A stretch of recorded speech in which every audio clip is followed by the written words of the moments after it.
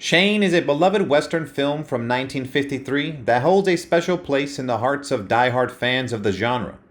It stars a young and talented actor by the name of Brandon deWilde, who tragically passed away at a very young age. Born on April 9, 1942 in Brooklyn, Andre Brandon deWilde was a child prodigy when it came to the performing arts. He came from a family of actors with a Dutch-English Huguenot-French father and English-Scottish former actress mother. The world of show business is full of stories about young performers who have achieved great success. One such story belongs to the late actor Brandon deWilde, who launched his career on the Broadway stage. deWilde's big break came when he was cast in the starring role of John Henry West in Carson McCullers' The Member of the Wedding. The show boasted an impressive cast, including Ethel Waters and Julie Harris, and was directed by the legendary Harold Clurman. At the time, deWilde and his family lived in Baldwin, Long Island. His father, Frederick, was working as the stage manager for The Member of the Wedding on Broadway. It was through a friend of Frederick's, Terry Fay, that Brandon was allowed to audition for the role. Although Brandon's parents were initially hesitant to let their child pursue a career in show business, they eventually agreed to let him audition. However, they kept postponing the interview in the hopes that another child actor would be discovered to play the role. Finally, they decided to bring their son Brandon to meet producer Whitehead. Upon seeing the boy, Whitehead asked the father, "Can he act?" To which he replied honestly, "I don't know." Whitehead believed that Brandon had the perfect look for the role and urged Fritz to let him read for it. Unfortunately, the parent took his son home to study a scene that was to be read the following morning. That night, the disinterested Brandon was rehearsed by his father. But to everyone's surprise, the next morning, he awakened his dad and recited the entire scene from memory, not only his part, but also Ethel Waters' lines. John Henry West was the role that launched Brandon deWilde's career. He played the part in Carson McCullers' The Member of the Wedding on Broadway, alongside Ethel Waters and Julie Harris, and directed by Harold Clurman. Brandon's precocious charm shone through his portrayal of John Henry, with his thick glasses and constant curiosity about life. He was rarely off stage, always posing questions and displaying confidence and poise, even when discussing the difficult topics of trauma and rejection with Frankie and Berenice. In 1952, Stanley Kramer produced a film adaptation of The Member of the Wedding, with Waters and Harris reprising their roles and Fred Zinman directing. Brandon was again cast as John Henry, and his performance was so stunning that it earned him wider attention in Hollywood.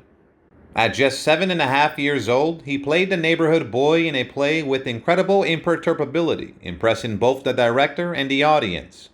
His resourcefulness and self-containment shone through his portrayal, and Harold Clurman, a director with a special gift for working with young people, staged the interludes in a way that was both amusing and tactful.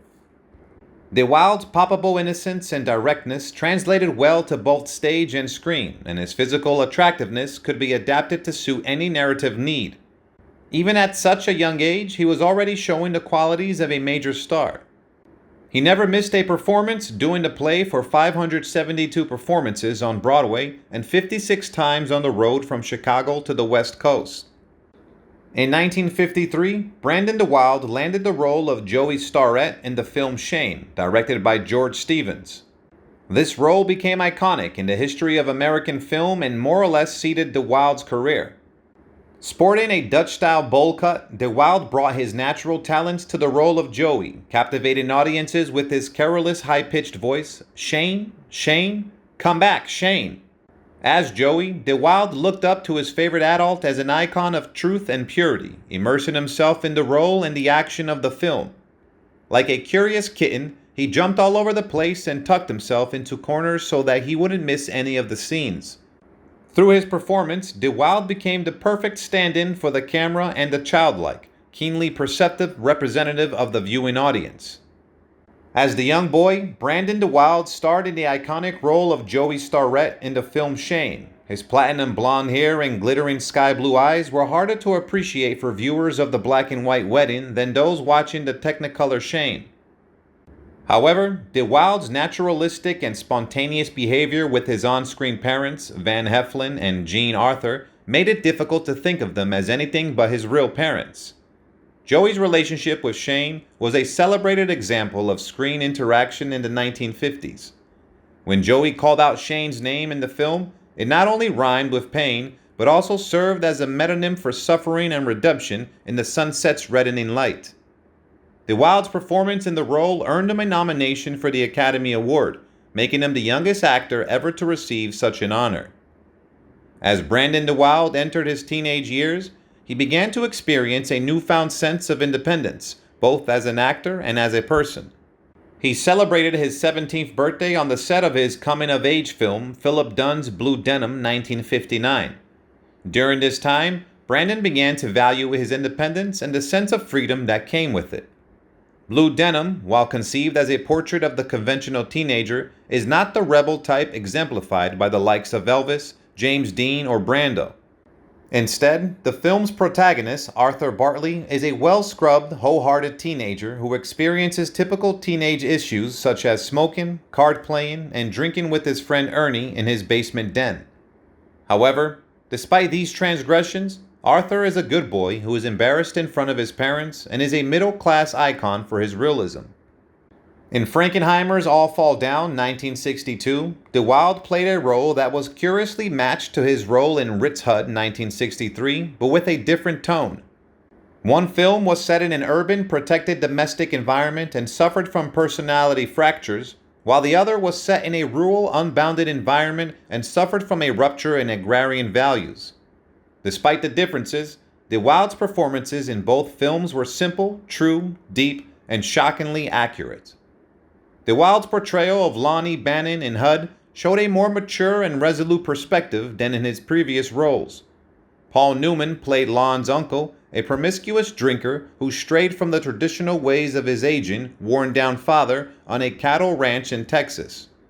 The youthful admiration that deWilde once had for his co-stars was no longer present in this role. Brandon deWilde was a young and talented actor who gave over 50 television performances in 2 decades following 1951.